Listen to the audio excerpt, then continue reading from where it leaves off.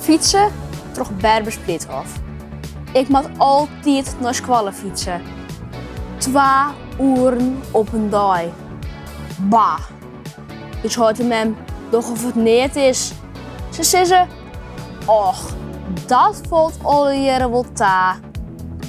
Alle dagen fietsen.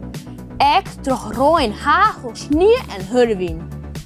Vaak kom ik 20 minuten squallen. Ik hoorde hem, zit er net doorheen. In het juster, ook leren paden. Ik hoorde hem, vind het heel gewoon. En is mijn boom leeg, dan kan ik rennen. Kom op, zei hij. Stel je net zo aan. Daar was het van. Dat is toch geen sutie? Kom op. Dan list die toch net kisten. Zeum je net langer aan de kop. Maar fietsen is net mis, zei mem. Een beetje lichaamsbeweging is goed voor jou. Je zit de hele dag al in de klasse. Ze kreeg vergees een goede conditie bij.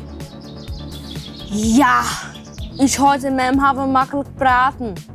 Ze kunnen lekker met de auto gaan. Och, dan moest haar jaren als ze 5 minuten in de file staan. En het schrijven van de route, dat vinden ze zadreig. Is het slot beversen? Staat de motor net? Dan ga je hem toch lekker op de fiets. Dat is goed van de lichaamsbeweging.